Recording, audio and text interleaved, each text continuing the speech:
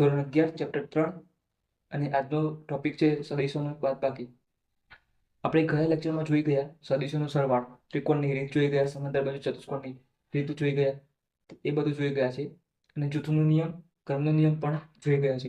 હવે આજે જોવાના છે સદિશોની બાદબાકી, ત્યાર પછી શૂન્ય સદિશ અને એકમ સદિશ. તો અહીંયા આપણે શરૂઆત કરીએ સદિશોની બાદબાકી.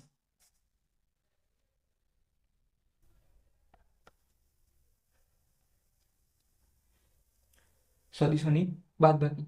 તો હવે અહીંયા આપણે જે રીતે સરવાળો કરતા હતા તો તેવી જ રીતે અહીંયા સદિશોની બાદબાકી પણ કરવાની છે. તો અહીંયા માની લો કે અહીંયા બાદબાકી, તો અહીંયા એ સદિશ દોરેલો છે. શું કર્યું છે? એ સદિશ દોરેલો છે. હવે કોઈ મેં બી સદિશ દોરેલો છે, પણ આ કયો છે? ધન છે. શું છે? આ બંને ધન મૂલ્ય છે.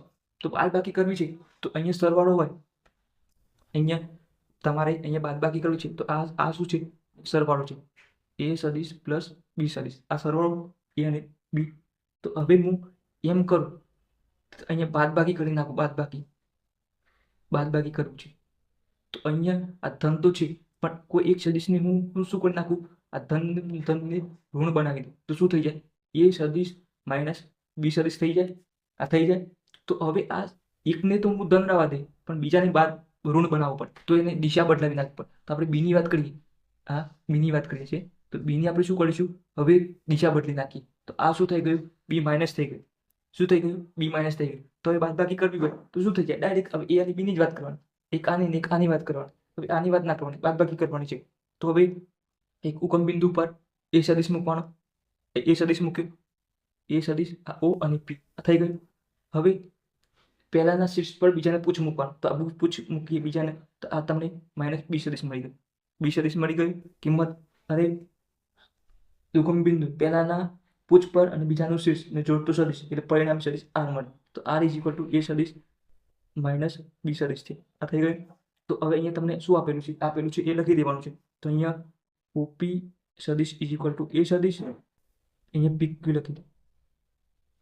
પીક્યુ સદિશ ઇઝ ઇક્વલ ટુ માઇનસ બી સદિશ અને આર સદિશ ઇઝ ઇક્વલ ટુ ઓક્યુ સદિશ ઇઝ ઇક્વલ ટુ આર સદિશ.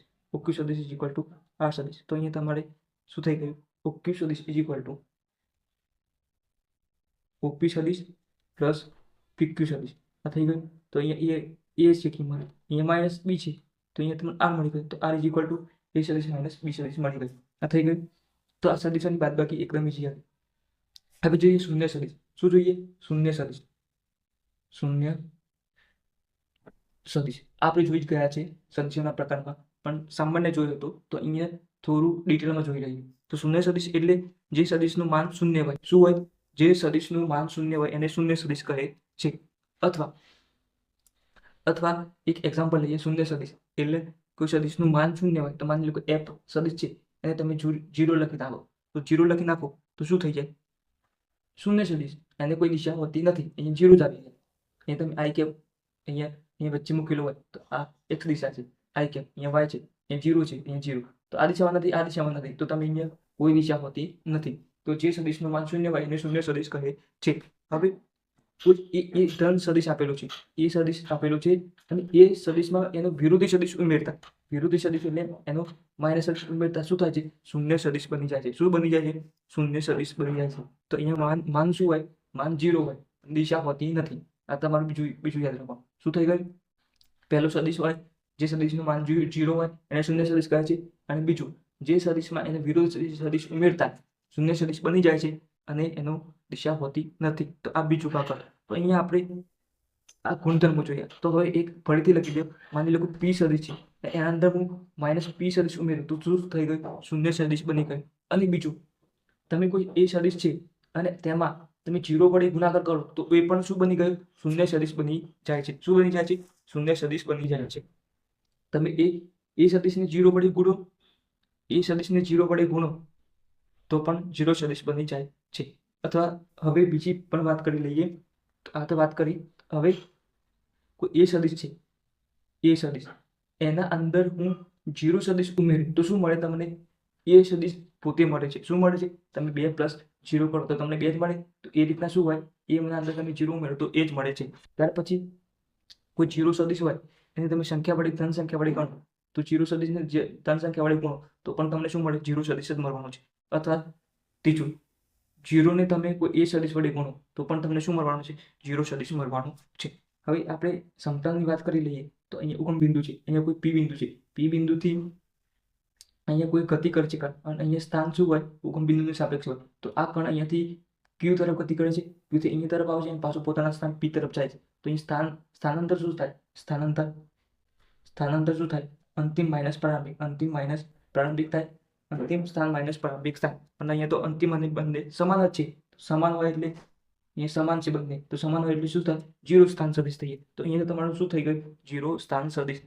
અહીંયા પી કણે પી ક્યુ આર અને પાછું પી તરફ આવે છે, તો તેનું સ્થાન સમાન છે, પોતાના સ્થાન પર પાછું આવે છે, તો સ્થાનાંતર શું થાય છે? અહીંયા જીરો થાય છે. તેથી અહીંયા જીરો સ્થાન સદિશ મળે છે. હવે એકમ સદિશની વાત કરી લઈએ તો એકમ સદિશ તો જે સદિશનું માન 1 એકમ હોય તો અહીંયા એફ સદિશ ઇઝ ઇક્વલ ટુ 1 એકમ. તો 1 એકમ થઈ ગયો હોય તો એને શું હોય છે? મૂલ્ય 1 એકમ હોય છે. એ ચોક્કસ દિશા હોય છે. શું હોય છે? એકમ સદિશને કોઈ ચોક્કસ દિશા હોય છે. અને અહીંયા લંબાઈ અને એવું હોતું નથી.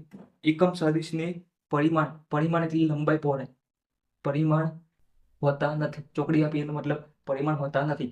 લંબાઈ પહોળાઈ એવું શું? લંબાઈ પહોળાઈ ને એવું બધું પરિમાણમાં આવે તે હોતું નથી. હવે તમારે એકમ સદિશ, તો એકમ સદિશની વ્યાખ્યા લખવી હોય, એકમ સદિશ તો સૂત્ર યાદ રાખો એટલે વ્યાખ્યા યાદ રહી જશે. એકમ સદિશને n કે વડે દર્શાવવામાં આવે છે. ઉપર એ સદિશ અને નીચે એનું માન લખવામાં આવે છે. શું લખવામાં આવે છે? માન લખવામાં આવે છે. અહીંયા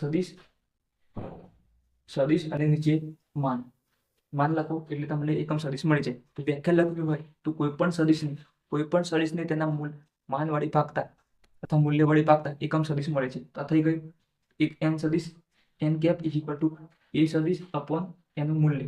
હવે કોઈ સદિશને તમે કરતા બનાવો સદિશને, તો અહીંયા આ મૂલ્યની જગ્યાએ તમે 1 પણ લખી શકો છો ખાલી. તો એ સદિશ અપોન એ, તો એને કરતા બનાવો, તો એ સદિશને કરતા બનાવો તો શું થાય? n કેપ એ ઇન્ટુ n કેપ, એ ઇન્ટુ n કેપ. તો આ શું છે? મૂલ્ય છે. મૂલ્ય અને દિશા. તમને શું મળે? સદિશ મળી જાય. શું મળી જાય? સદિશ મળી જાય. તો મૂલ્ય અને તેની દિશામાંનો એકમ સદિશ, દિશામાંનો એકમ સદિશ, મૂલ્ય સાથે ગુણાકાર કરો તો તમને સદિશ મળી જાય. તો હવે એ એક્ઝામ્પલ પણ બાજુમાં લખી દઉં છું. તો અહીંયા બળ ઇઝ ઇક્વલ ટુ 15 ન્યૂટન બળ લાગે છે. શું લાગે છે? બળ 15 ન્યૂટન લાગે છે. તો ન્યૂટન લાગે છે, તો અહીંયા આ મૂલ્ય છે. તો અહીંયા જુઓ આ શું છે? મૂલ્ય અને દિશા લખો હું, દિશા આઈ કેપ. તો 15 અને અહીંયા જેમ n કેપ છે, અહીંયા આઈ કેપ આવશે, આઈ કેપ આવે છે. તો અહીંયા તમને શું મળશે? એફ સદિશ. તો અહીંયા જુઓ n કેપ તો આઈ કેપ, 15 મૂલ્ય તો અહીંયા એ સદિશનું મૂલ્ય આવી ગયું. તો અહીંયા એફ સદિશનું મૂલ્ય આવી ગયું. તો અહીંયા એફ સદિશ આવી ગયું, તો અહીંયા એ સદિશ આવી ગયું. તો તમને અહીંયા એફ સદિશ is equal to 15 newton i cap, 15 i cap newton અથવા 15 ન્યૂટન આઈ કેપ લખો, કોઈ પણ આઈ કેપ ન્યૂટન. તો આ રીતે મને મળી જાય છે. શું મળી જાય છે? આ રીતે. તો આપણે અહીંયા શું જોયું? સદિશોની બાદબાકી, શૂન્ય સદિશ અને એકમ સદિશ. તો અંદર આટલું જ હતું, કંઈ વધારે છે નહીં.